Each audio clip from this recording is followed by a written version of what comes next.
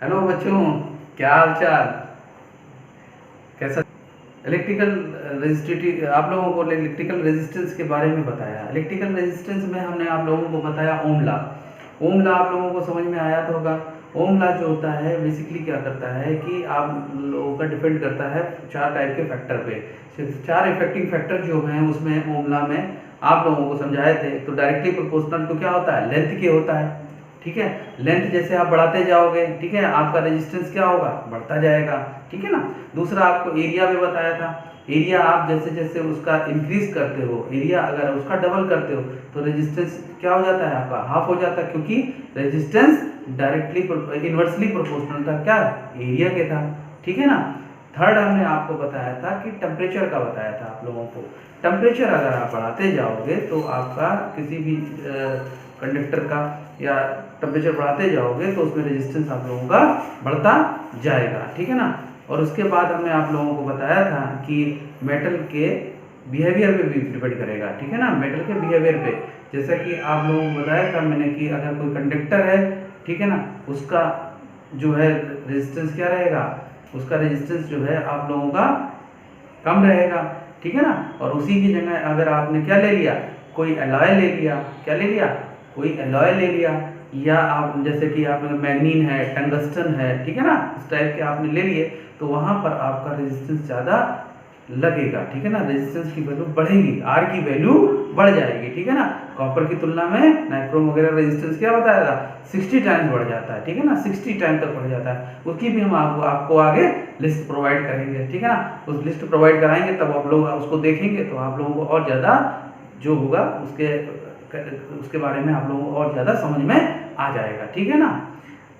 तो last lecture पे आप लोग देख सकते हैं, उसको वीडियो दे जाके आप लोग देख सकते हैं। तो now we will start on topic register. Register, what is the register? ये कंफ्यूजन रहता है बेसिकली लोगों को।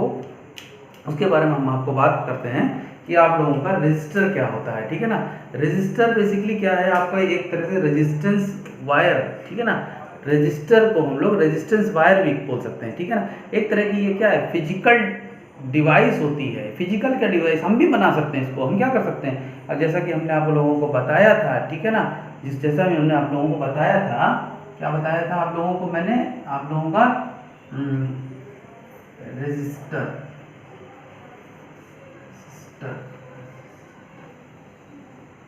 ठीक है ना, रजिस्टर, या आप लोगों की क्या चीज? आप लोगों की resistance wire, resistance wire.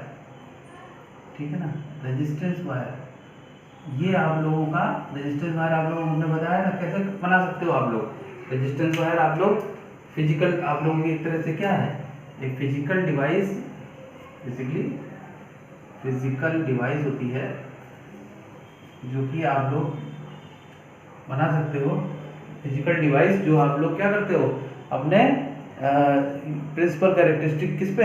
Electrical resistance पे। ठीक है। जो भी ऐसी physical device which is based on किस पे? इलेक्ट्रिकल रेजिस्टेंस पे। इलेक्ट्रिकल रेजिस्टेंस पे डिपेंड होती है। इलेक्ट्रिकल रेजिस्टेंस पे डिपेंड रहती है। That is known as resistance या रेजिस्टर। ठीक है ना। रेजिस्टर होती है, इसको हम लोग बोलते हैं। और ये रेजिस्टेंस जो होता है आप लोगों को मैंने बताया था, इसका सिंबल भी हमने आप लोगों को बताया था कि कोई वायर आप अपने घरों में भी यूज कर सकते हैं या किसी भी इलेक्ट्रॉनिक कंपोनेंट वगैरह में भी आप लोगों के ये यूज किए जा सकते हैं। ठीक है। हाँ बच्चों, ये जो है आप लोगों का इसमें कुछ मटेरियल बनाए जाते हैं। रेजिस्टेंस वायर बनाने के लिए आप लोगों के मटेरियल यूज किए जाते हैं। तो हम लोग बात करते हैं इसमें material used for resistance wire या रेजिस्टर के लिए। जो भी आप लोगों के ये मटेरियल आप लोगों के यूज किए जाते हैं वो कौन कौन से होते हैं? ठीक है ना। पहले होते हैं, हम लोग बात करते हैं एलॉय की बात करते हैं। ठीक है ना। किसकी बात करते हैं? ध्यान से देखिए, हम लोग बात करते हैं किसकी? एलॉय की बात करते हैं। ठीक है ना। एलॉय आप लोगों को मैंने बताया भी है, जिनको नहीं पता है वो देख लें। ठीक है ना। एलॉय होते हैं आपके टंगस्टन, ठीक है ना, टंगस्टन, मैग्नीन, ठीक है ना, और आप लोगों का टंगस्टन, मैग्नीन, और आप लोगों का एक नाइक्रोम जैसे आप लोग ले सकते हो, ठीक है ना, नाइक्रोम, नाइक्रोम, ठीक है ना। ये आप लोगों के क्या लिए थे हमने, एलॉय लिए थे। तो इन एलॉय में क्या होता है, इनकी जो होती है, इनको यूज करते हैं हम लोग किस रूप में, बाउंड, उसको हम लोग बाउंड बना लेते हैं। एक मतलब हम लोग छल्ला बना के यूज करते हैं इनकी रेजिस्टिविटी, ठीक है ना। ये क्या होते हैं, बाउंडेड होते हैं, ठीक है ना, बाउंड वायर के रूप में यूज करते हैं इनको, देखा होगा आप लोगों ने, ठीक है। जैसे आप लोगों ने इलेक्ट्रिकल प्रेस वगैरह में देखा होगा, ठीक है ना, वहाँ पे ये लोग क्या कहते हैं, घुमा के यूज करते हैं, ठीक है ना। टोस्टर होते हैं जो घरों में यूज होते हैं, वहाँ पर आप लोगों के ये यूज होते हैं, ठीक है ना, ठीक है। इसके बाद आप लोगों के क्यों यूज होते हैं, क्योंकि इनकी जो होती है रेजिस्टेंस क्या होते हैं, इनका अधिक होता है, ठीक है, इनका रेजिस्टेंस अधिक होता है, ठीक है। सेकंड आपको आते हैं जो कार्बन, ठीक है। कार्बन आपका क्या होता है, कार्बन आपका जो एलॉय होता है, ये होता है आपका लो कॉस्ट का, लो आप लोगों का लो कॉस्ट का होता है ये, और ये होता है कॉम्पैक्ट होता है, ठीक है ना। कार्बन रेजिस्टर जो होते हैं, कार्बन रेजिस्टर जो वायर हैं वो क्या होते हैं आप लोगों के, वो कॉम्पैक्ट होते हैं और प्लस लो कॉस्ट के होते हैं, ठीक है ना। तो मैं यहाँ लिख रहा हूँ कॉम्पैक्ट होते हैं ये और लो कॉस्ट के होते हैं, ठीक है ना, कॉम्पैक्ट और एंड लो कॉस्ट, ठीक है। इसलिए ये यूज किए जाते हैं, ये मतलब आप लोगों के एलॉय में यूज किए। तीसरा कार्बन है, ठीक है ना, और चौथा आप लोगों का तीसरा आप लोगों का आता है क्या, ये आप लोगों के एल्युमिनियम या कॉपर, जो आप लोगों को हमने बताया था कंडक्टर में पढ़ाया था, तो आप लोगों को बताया था, क्योंकि इनके लो रेजिस्टेंस होते हैं और इसलिए हम लोग इलेक्ट्रिकल कनेक्टिंग वायर या इलेक्ट्रिकल जो भी आप लोगों के ट्रांसमिशन करते हो ना, घरों में बिजली वगैरह दौड़ाते हो, वहाँ पे भी यूज कर सकते हैं, ठीक है ना, ठीक है ना। तो ये आप लोगों का ध्यान रखिएगा कि एल्युमिनियम होते हैं या कॉपर भी होते हैं, क्योंकि ये सस्ते होते हैं, सस्ते क्या इन कंपेरिजन ऑफ सिल्वर वगैरह के कंपेरिजन में ये सस्ते हैं, ठीक है ना। ये लो रेजिस्टेंस होता है, ये कम रेजिस्टेंस लेते हैं, ठीक है ना, तो लो रेजिस्टेंस होता है इनका, ठीक है, इनका हाई रेजिस्टेंस लेते हैं। तो ये रेजिस्टेंस भी डिपेंड करता है कहाँ कौन सा आपको यूज करना है, कहाँ कौन सा आपको यूज करना है उस पर भी डिपेंड करता है, ठीक है ना। तो ये लो रेजिस्टेंस लेते हैं, इसलिए हम लोग इनको क्या करते हैं, कनेक्टिंग वायर जैसे घरों के बनाने हैं, ठीक है, कहीं पे भी आप बनाना चाहते हैं कनेक्टिंग वायर्स हैं, वहाँ पे भी यूज कर सकते हो आप, ठीक है। और आप लोगों की ट्रांसमिशन सप्लाई में भी, ठीक है ना, ट्रांसमिशन सप्लाई में भी आप लोग यूज कर सकते हो, ठीक है ना।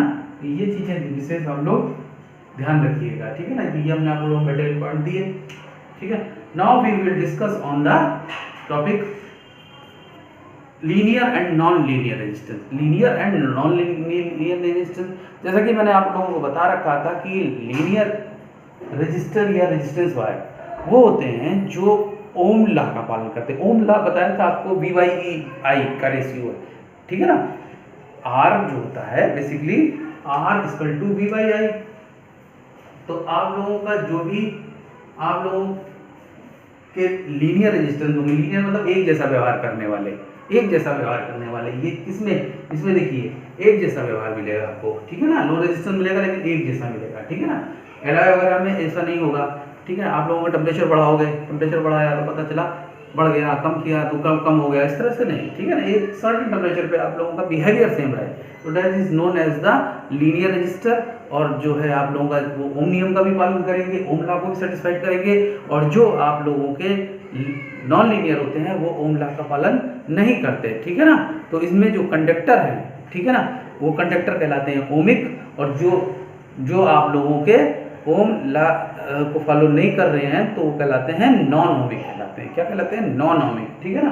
तो हम लोग यहाँ पे बात करते हैं पहले लीनियर रजिस्टर और नॉन लीनियर रजिस्टर की, ठीक है ना, ठीक है। लीनियर रजिस्टर और नॉन लीनियर रजिस्टर की बात करते हैं। देखिए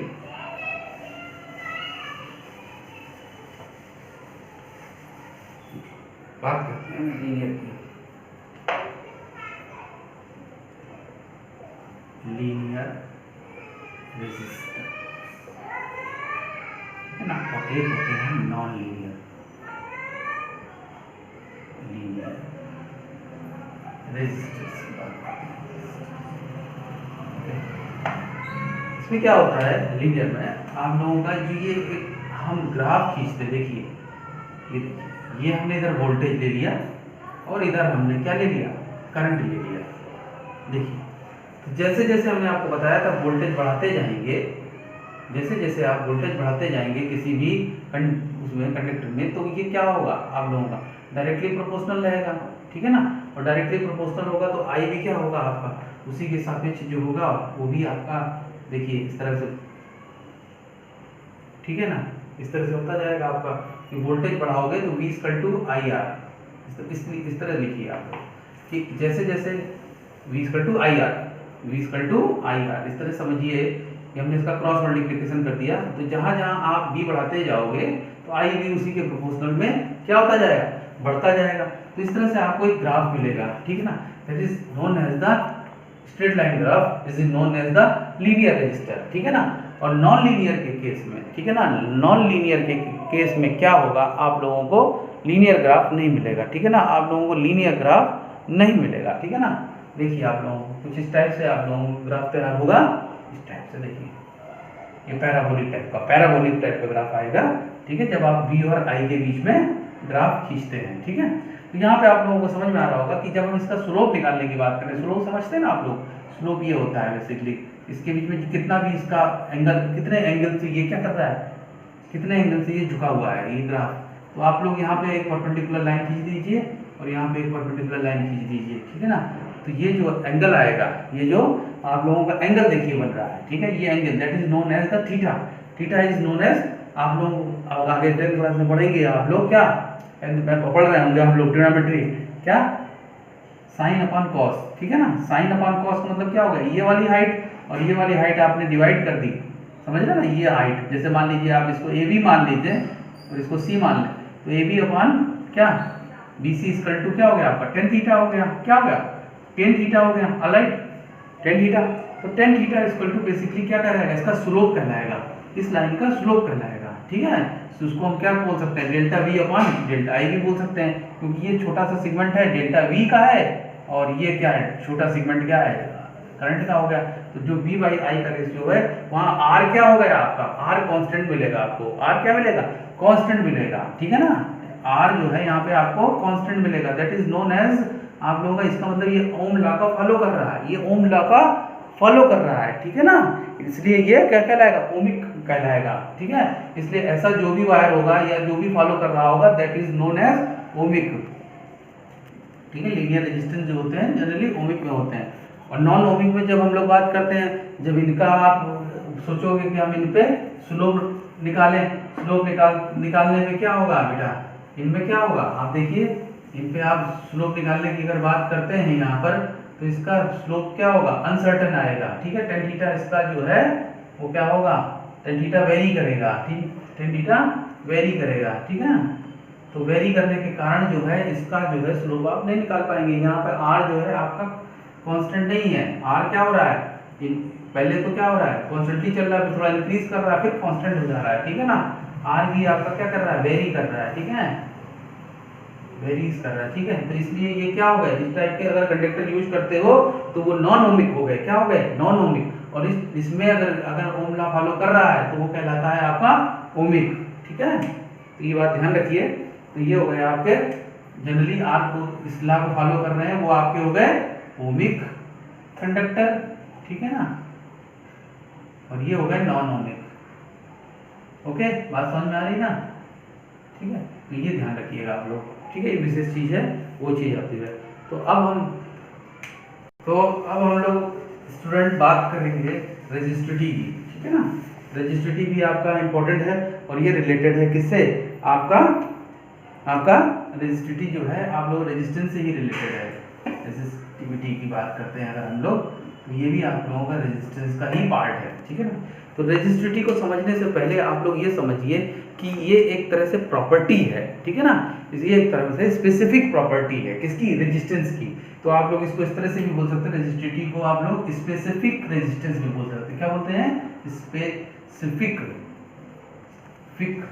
रेजिस्टेंस, ओके, स्पेसिफिक रेजिस्टेंस भी बोल सकते हैं आप लोग, नोट डाउन कर सकते हैं। ये प्रॉपर्टी है, बेसिकली क्या है, ये प्रॉपर्टी है, ठीक है, ये एक स्पेसिफिक प्रॉपर्टी है किसी भी मटेरियल की जो कि पर्टिकुलर स्पेसिफिकेशन देता है किसी भी मटेरियल का, ठीक है ना।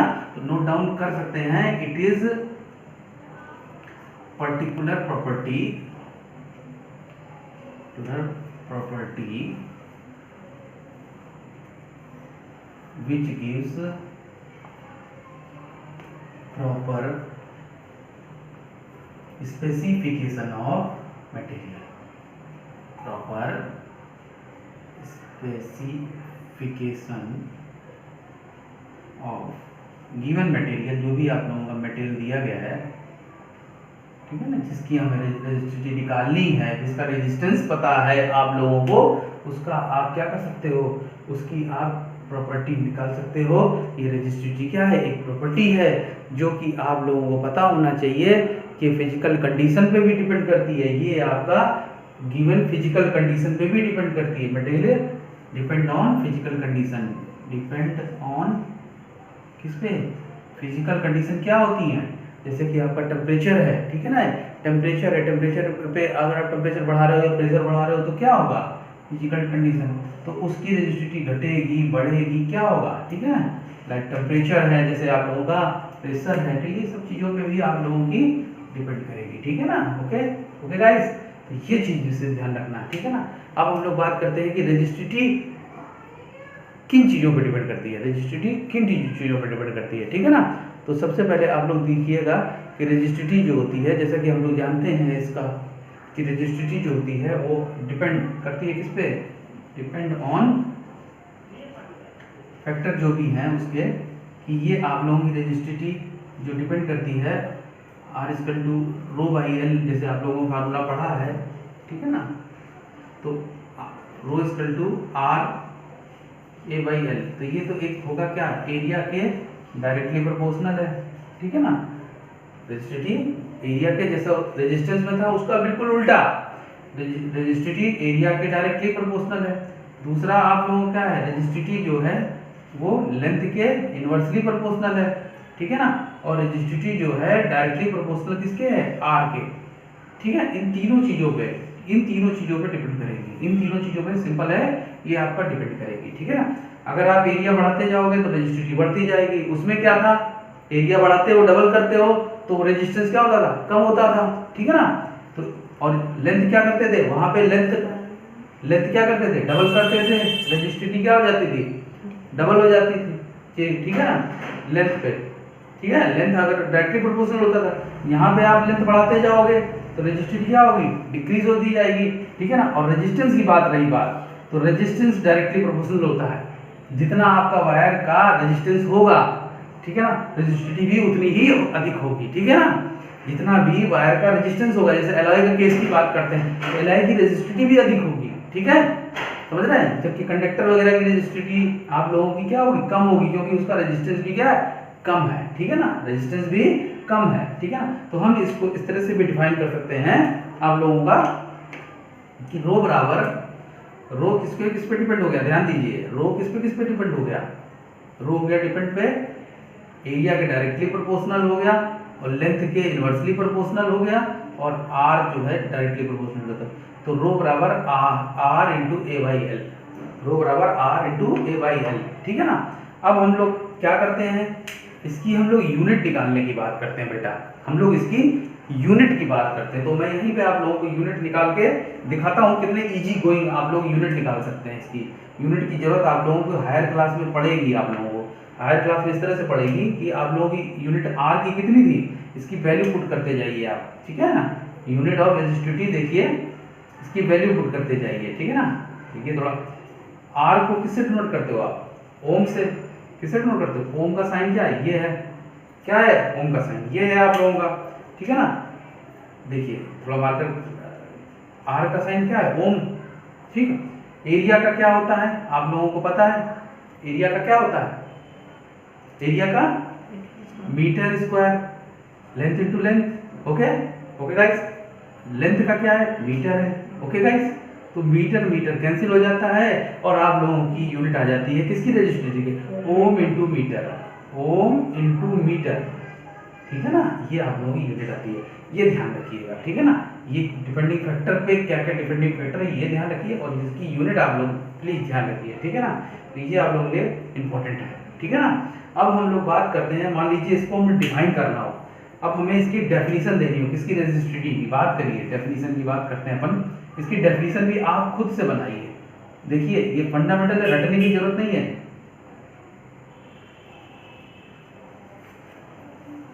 डेफिनेशन की बात करते हैं तो इसको आप याद करने की जरूरत नहीं है। देखिए आपने कोई लेंथ ऑफ वायर ले लिया, ठीक है ना, जिसकी लेंथ थी 1 मीटर। ओके गाइस, इसका एरिया आपने निकाला, area of cross sectional area आपने अगर क्या निकाला 1 मीटर स्क्वायर निकाला, ठीक है ना। तो इसको आप डेफिनेशन इस तरह से दे सकते हैं क्या कि दोनों को 1 कर दीजिए आप, ठीक है ना। अगर लेंथ आपने चूज कर ली कितनी बेटा 1 मीटर, ओके, और एरिया भी आपने क्या कर लिया 1 कर लिया। तो देखो इस फार्मूले में अगर 1 1 कर दोगे तो क्या आ जाएगी, रेजिस्टिविटी किसके बराबर आ जाएगी, रेजिस्टिविटी किसी भी रेजिस्टिविटी कंडक्टर की रेजिस्टेंस के बराबर आ जाएगी, ठीक है ना। या ये कह सकते हैं कि रेजिस्टिविटी किसको ऑफर कर रही है, resistivity of conductor is the resistance offered by the uniform conducting wire, ठीक है ना। समझ रहे हैं, ठीक है ना। तो इस तरह से कह सकते हैं कि रेजिस्टिविटी ऑफ किसी भी कंडक्टिंग रेजिस्टिविटी, किसी भी कोई भी आप जो आपने चूज कर रहे हैं, ठीक है ना, जो भी आप कंडक्टर कर रहे हैं, ऑफ कंडक्टर है ना, is the resistance offered, it is जो भी रेजिस्टेंस ऑफर्ड कर रहा है उसको, रेजिस्टेंस ऑफर फॉर किसके लिए आप ले रहे हैं, एक किसी भी यूनिफॉर्म वायर के लिए ले रहे हैं, किसी भी यूनिफॉर्म वायर के लिए, और यूनिफॉर्म जिसकी विच हैव कितना है, विच हैव यूनिट लेंथ या unit length and unit area, जिसकी यूनिट लेंथ हो और उसका यूनिट एरिया हो। तो रेजिस्टिविटी किसी कंडक्टर का क्या है, एक तरह से रेजिस्टेंस है। क्या है, रेजिस्टेंस है। जब आपने क्या कर दिया, एल और ए को क्या कर दिया आपने 1 कर दिया।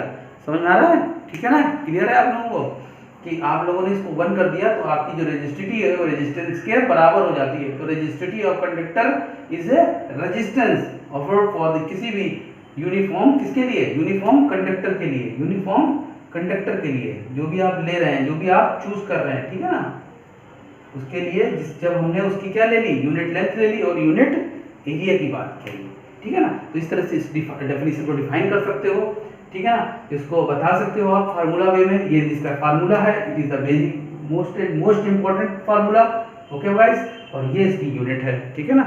इसको आप लोग नोट कर सकते हैं। Pause the video, 1 2 3 guys.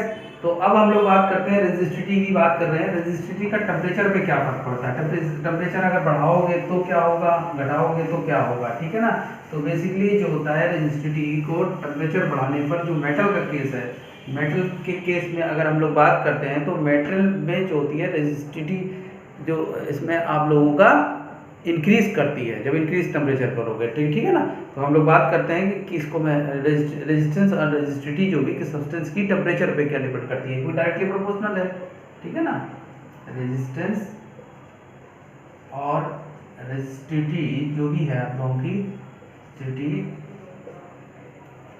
For metal, किसी बात कर रहे हैं, मेटल की बात कर रहे हैं। जब हम मेटल की बात करें तो मेटल के केस में रेजिस्टिविटी और ये और मेटल के लिए इंक्रीज करती है, नोट करिएगा, क्या करती है, इंक्रीज करती है मेटल के केस में। कब, जब आप टेम्परेचर भी इंक्रीज करते हो, क्या कर रहे हो आप, टेम्परेचर को भी इंक्रीज कर रहे हो, ध्यान रखना इस बात को, ठीक है। जैसे जैसे टेम्परेचर बढ़ाओगे तो चूंकि क्या है, ये फार्मूला आप लोगों को पता है कि रो डायरेक्टली प्रोपोर्शनल टू आर। जैसे जैसे आप लोगों की टेम्परेचर बढ़ाओगे तो मेटल की रेजिस्टेंस भी बढ़ेगी, तो रेजिस्टेंस भी क्या होता जाएगा आप लोगों का, बढ़ता जाएगा।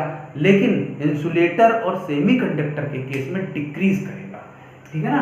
फॉर देखिए, फॉर इंसुलेटर, नोट करिएगा, इंसुलेटर और सेमीकंडक्टर का अगर केस लेते हैं, ठीक है ना, सेमीकंडक्टर के केस में ये दोनों जैसे जैसे टेम्परेचर इंक्रीज करोगे, टी इंक्रीज करेगा, बट आपका ये जो रेजिस्टिविटी और आर है, ठीक है ना, आर और ये आप लोगों के डिक्रीज करेंगे, ठीक है ना, ये ध्यान रखिएगा। आप लोग, ठीक है। ये इंपॉर्टेंट है कि रेजिस्टेंस और रेजिस्टिविटी जो होती है वो मेटल के केस में तो इंक्रीज करेगी, लेकिन इंसुलेटर और सेमीकंडक्टर के केस में क्या करेगी, ये डिक्रीज करेगा, ठीक है ना।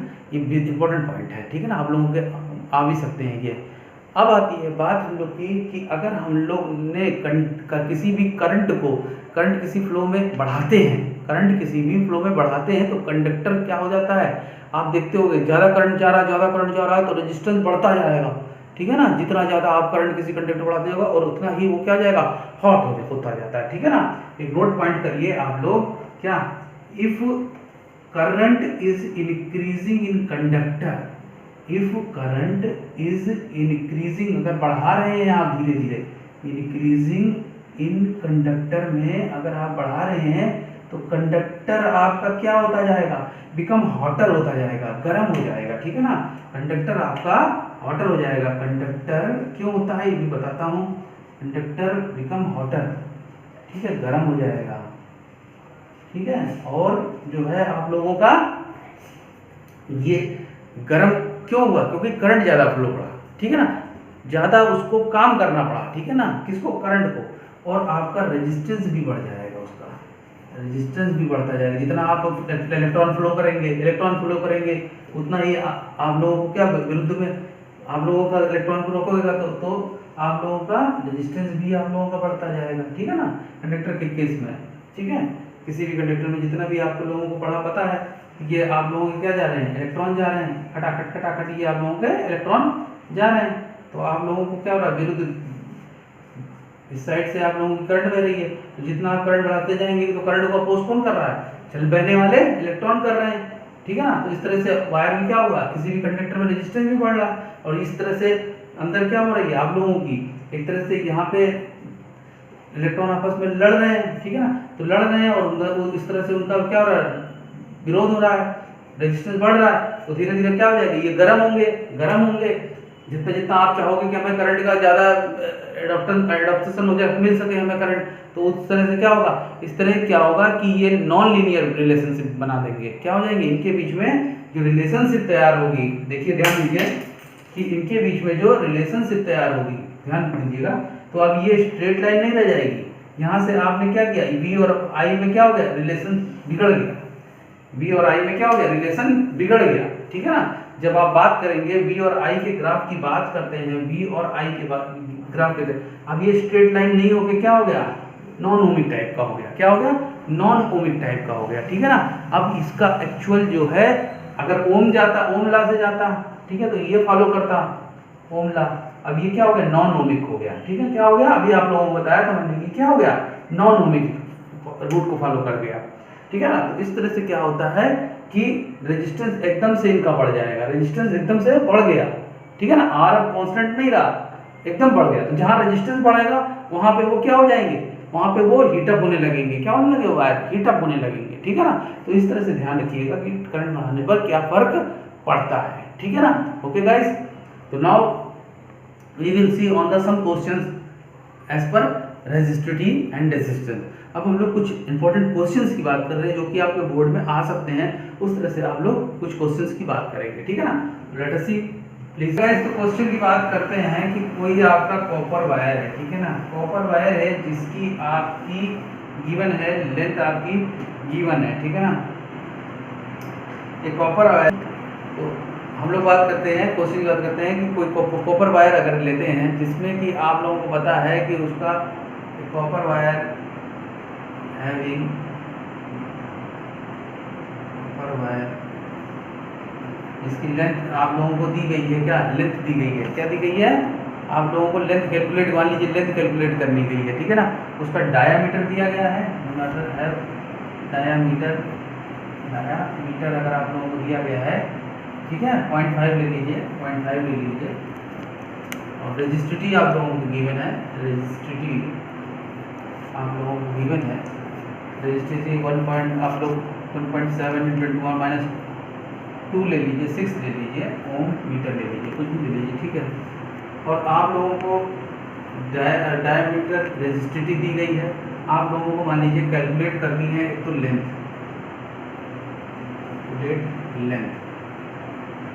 ठीक है ना, तो लेंथ कैलकुलेट करनी है, ठीक है ना। तो आप लोग क्या करेंगे उसमें रेजिस्टिविटी, और उसका एक चीज़ और आपको लोग आनी चाहिए कि डिपेंड करता है कैलकुलेट लेंथ किस पर, कुछ गिवन होना चाहिए ना, किस रेजिस्टेंस पे। तो अगर आप लोगों को दिया है calculate length on given resistance, आप लोगों को कंडक्टर का क्या दिया गया, गिवन रेजिस्टेंस दिया गया, ठीक है ना, समझ ना। गिवन रेजिस्टेंस मान लीजिए आपने 5 ओम 10 ओम मान लिया, ठीक है, 10 ओम मान लीजिए, ठीक है। तो ये आप लोगों का इस फार्मूले पे बेस्ड होगा। देखिए क्वेश्चन क्या है, लेंथ कैलकुलेट करनी है, डायामीटर दिया गया है, ठीक है ना, डायामीटर दिया गया है। ओके गाइस, तो सबसे पहले आप लोग देखिए क्या क्या चीज़ें गिवन दी गई है, ध्यान दीजिएगा। गिवन क्या क्या है आप लोगों को, गिवन है एक तो आप लोगों को डाया, ओके, कितना है 0.5 मीटर ले लिया है इन्होंने, ठीक है, ले लिया साहब। आप लोगों को रेजिस्टिविटी पता है, यानी रो पता है आप लोगों को कितना 1.7 × 10⁻⁻6 रो मीटर पता है। ओके गाइस, लेंथ आप लोगों को कैलकुलेट करनी है, ठीक है ना। आप लोगों को रेजिस्टेंस आप लोगों को पता है क्या है, 10 ओम है। आप लोगों को फार्मूला बताया गया है, फार्मूला आप लोगों को बताया गया, क्या फार्मूला लगाते हैं हम लोग, रो बराबर R × A/L, ये आप लोगों को पता है फार्मूला, ठीक है। बट यहाँ पे क्या है, लेंथ है, एरिया नहीं है। इस एरिया यहाँ क्या है, एरिया यहाँ क्या दिया हुआ है, डायामीटर दिया गया है। क्या दिया गया है, डायामीटर। देखिए आपका कोई भी वायर होता है, इलेक्ट्रिकल वायर कैसा होता है, सिलेंडर टाइप का होता है। कोई भी वायर होता है, पतला से पतला भी होगा, वो क्या होगा, सिलेंडर टाइप का दिया है।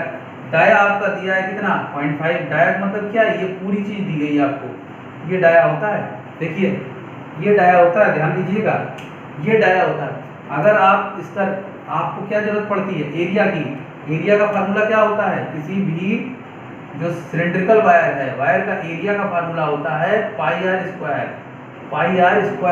ठीक है ना। और आप लोगों को क्या पता है, r बराबर क्या पता है, d/2। r क्या है, रेडियस है, रेडियस ऑफ वायर। अगर इस सेगमेंट से काटोगे तो ये रेडियस है, क्या है, रेडियस है। ये डाया की क्या है, आधी है। तो आप लोगों को डाया पता है, डाया पता है, रेडियस कितनी हो गई, आप लोग यहाँ से कैलकुलेट कर सकते हो। डाया कितना है 0.5/2, ठीक है, 0.5/2। इसको सिंपल भी ले सकते हो, 0.6 ले लो क्वेश्चन के लिए, 0.3 हो जाएगा, ठीक है ना। बट अब ले चुके हैं तो हम लोग यहाँ पे कंफ्यूज नहीं हो रहे हैं, इसको हमने ले लिया 0.25। ओके गाइस, ये हो गया 0.25 मीटर। अब हम लोग यहाँ से एरिया कैलकुलेट कर लेते हैं। क्या कर लेते हैं हम लोग, यहाँ से एरिया कैलकुलेट कर लेते हैं। तो एरिया के लिए ध्यान दीजिए कि एरिया बराबर क्या हो गया आप लोगों का, पाई × r², यानी 0.25 मीटर का स्क्वायर कर दीजिए, ये आपका एरिया आ गया, ठीक है ना। इस एरिया को इस पर्टिकुलर क्या करिए, फार्मूले में रखिए। देखिए क्या होता है, r आपको गिवन है 10 ओम, ओके। एरिया कितना है कैलकुलेट करके, पाई × 0.25 × 0.25, ओके गाइस, ठीक है, ऑलराइट। अब आप लोगों को L क्या करनी है, कैलकुलेट करनी है, L कैलकुलेट करनी है। और रेजिस्टिविटी आप लोगों को दी गई है कितनी, 1.7 × 10⁻⁻6, ओके। अब आप L निकालना है, तो L को आप क्रॉस मल्टीप्लिकेशन करके इधर ले जाइए ऊपर, और 1.7 × 10⁻⁻6 को नीचे ले आइए, ठीक है ना। तो देखिए 10 × पाई × 0.25 × 0.25, ओके, 1.7 × 10⁻⁻6, ओके। अब यहाँ से आप क्या करिए, इसको सॉल्व आउट करिए, इसको सॉल्व कर सकते हैं। तो सॉल्व करने के बाद जो भी आपका रिजल्ट आएगा वो आपका मीटर में आ जाएगा, ठीक है ना। किसमें आ जाएगा, मीटर में आ जाएगा। यहाँ यूनिट आप चेंज कर सकते हैं, यूनिट चेंज करने के बिहाफ पे आप लोग जो है इसको और आगे बढ़ा सकते हैं क्वेश्चन को, ठीक है ना। इस तरह से आप लोग यहाँ पे कई चीज़ें आप लोग उसमें निकाल सकते हैं, ठीक है। अगर क्या चीज़ गिवन है, क्या चीज़ अननोन है, तो ये आप सिंप्लीफाई कर सकते हैं। सिंप्लीफाई करके आप जो है मीटर में इसकी लेंथ कैलकुलेट कर सकते हैं, ठीक है ना। ये समझ में आया आप लोगों को। अगर एरिया निकालना है, अगर आप लोगों को रेडियस दिया हुआ है, डायमीटर दिया, डायरेक्ट आपको एरिया भी दे सकता है, डायरेक्ट आपको एरिया भी दे सकता है, और डायरेक्ट आपको डाया भी दे सकता है, और डायरेक्ट आपको रेडियस भी दे सकता है। तो वहाँ पे आप कंफ्यूज मत दीजिए, इस कन्वर्जन को आप लोग याद रखिए, ठीक है ना। ये चीज़ आप लोग ध्यान रखिए, कंसेप्ट ये है बेसिकली, ठीक है। बाकी चीज़ें तो आप लोग कर सकते हैं, अच्छे बच्चे हो, इंटेलिजेंट बच्चे हो आप लोग, ठीक है ना। शक्तिमान हो आप लोग, ठीक है। तो now we will discuss on the next question, ठीक है। नेक्स्ट क्वेश्चन आपका, देखिए आपने अगर डाया डबल कर दिया है, डाया आपने अगर डबल किया है तो उस पर क्या फर्क पड़ेगा। तो डाया डबल करने के केस में क्या होगा कि जो रेजिस्टेंस होगा उसका जो होगा डिपेंड करेगा किस पे, वो उसके एरिया पे, किस पे, एरिया पे, बेसिकली एरिया पे डिपेंड करेगा, ठीक है ना। तो यहाँ पे एरिया का हमने आप लोगों को बताया था, एरिया बराबर होता है आप लोगों का पाई आर स्क्वायर होता है, ठीक है ना, किसी भी सिलेंड्रिकल वायर का। तो आपने उसका क्या किया, बेसिकली डाया डबल कर दिया, उसको आपने ये मोटा कर दिया, देखिए उसको आपने ये मोटा कर दिया, ठीक है ना, मतलब कि उसका डाया आपने डबल कर दिया। पहले ये डाया था, अभी आपने इसका डाया कितना कर दिया, जस्ट डबल कर दिया, ठीक है। अगर आप डाया डबल कर दे रहे हो तो आप देखिए जो रेडियस है, रेडियस भी डबल हो गई, रेडियस भी कितनी हो गई, 2r हो गई, कितनी हो गई, 2r हो गई, रेडियस भी क्या हो गई, 2r हो गई। तो जो एरिया आपका निकलेगा वो ये निकलेगा पाई इंटू 2r का whole square, pi into 2r का होल स्क्वायर, क्योंकि डाया डबल तो रेडियस डबल, छोटी सी बात, ठीक है ना। तो आपका ये हो गया 4 pi R square, 4 pi R square, ठीक है ना। तो नाउ क्या रिलेशन निकला आप लोगों का कि जो रेजिस्टेंस है आपका वो आप लोगों का एक तरह से क्या है, इनवर्सली प्रोपोर्शनल टू एरिया।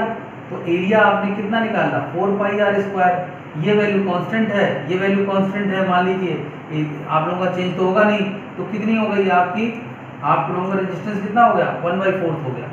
जो पहले का रेजिस्टेंस था R था, अभी का रेजिस्टेंस कितना हो गया, 1/4 हो गया, कितना हो गया, 1 इसको अगर R डैश ले लेते हैं तो जो R डैश हो जाएगा वो 1/4 ऑफ R हो जाएगा। कहीं अच्छा क्वेश्चन ये आते हैं कि आप लोगों का, मान लीजिए हमने उसकी डाया क्या कर दिया, ट्रिपल कर दिया, डाया हमने क्या कर दिया, ट्रिपल कर दिया, बात समझिए। क्वेश्चन में हमने अगर इसका डाया जो है ट्रिपल कर दिया, तो ट्रिपल करने के केस में क्या हो जाएगा, ये पाई इंटू 3r का स्क्वायर, पाई इंटू 3r का स्क्वायर, यानी ये हो जाएगा 9 pi R square, 9 pi R square. तो नया रेजिस्टेंस क्या डेवलप होगा, जब आप डाया क्या कर सकते हैं, ट्रिपल कर देते हैं, तो आपका जो नया रेजिस्टेंस निकलेगा वो निकलेगा कितना, 1/9। ये देखिए 4 की जगह अपन ने क्या कर दिया, 1/9।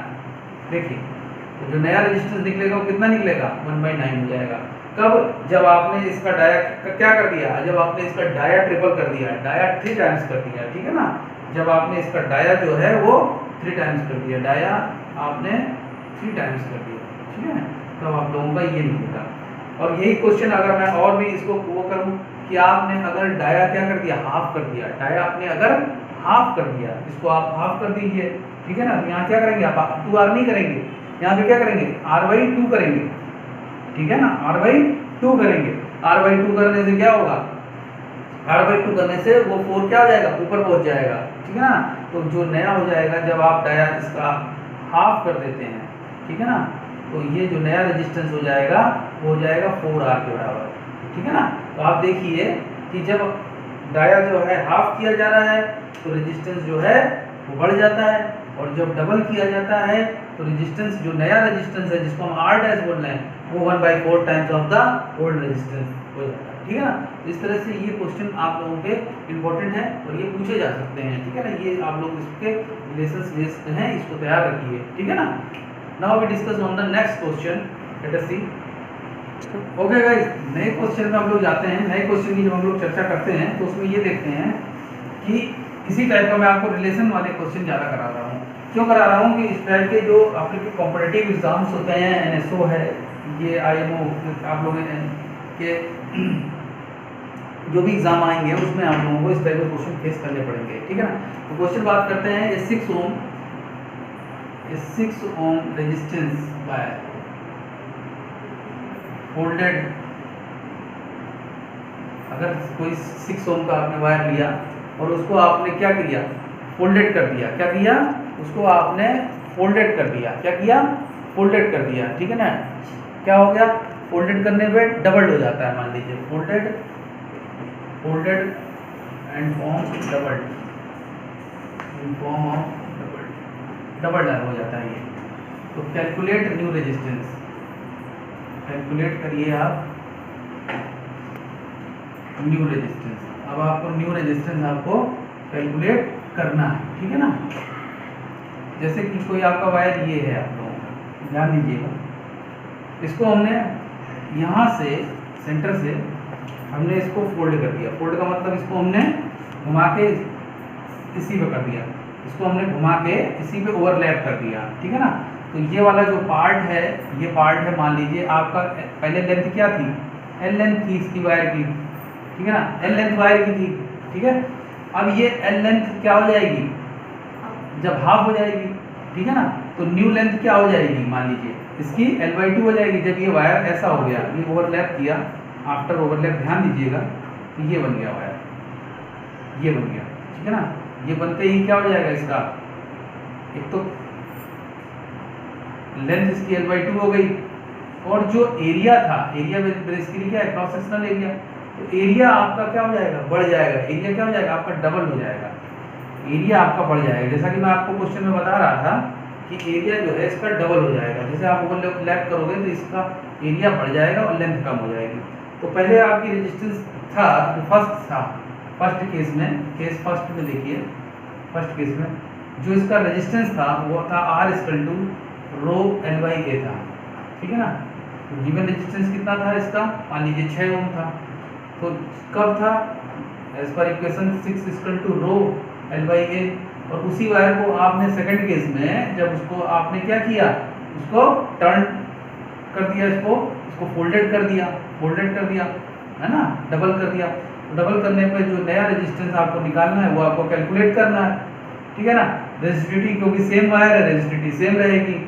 लेंथ क्या हो गई, L/2 हो गई। एरिया क्या हो गया, डबल हो गया, ध्यान रखिए, ठीक है ना।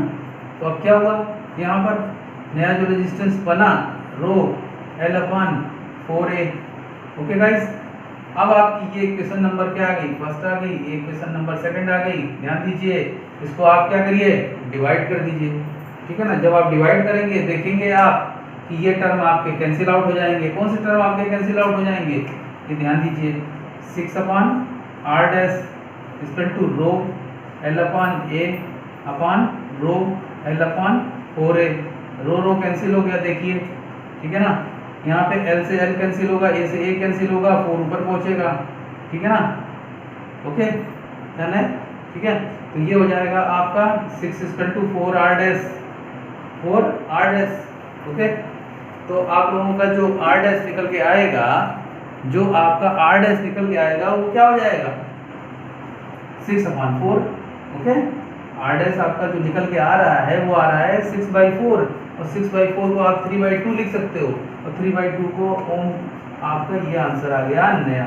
तो नया रेजिस्टेंस जो हो जाएगा वो हो जाएगा बेटा 6 से कितना होगा, 3/2। तो ध्यान रखिए, कभी भी किसी वायर को अगर आप क्या करते हैं, फोल्डेड करते हैं, क्या करते हैं, फोल्डेड करते हैं, तो उसमें रेजिस्टेंस क्या होता है, कम हो जाता है। क्या हो जाता है, कम हो जाता है। ये भी आप लोग ध्यान रखिए और इस तरह के क्वेश्चन करने की कोशिश कीजिए, ठीक है ना। तो इस तरह से आप लोग इस टाइप के क्वेश्चन करेंगे और आप लोग जो है ओके गाइस, तो आप लोगों को एंजॉय किया होगा रेजिस्टिविटी, रेजिस्टेंस पे, डिपेंडेंसी ऑन एरिया, डिपेंडेंसी और लेंथ पे, ठीक है ना। तो आई होप आप लोग एंजॉय कर रहे होंगे और पढ़िए, अच्छा करिए। Okay, all the best, good night.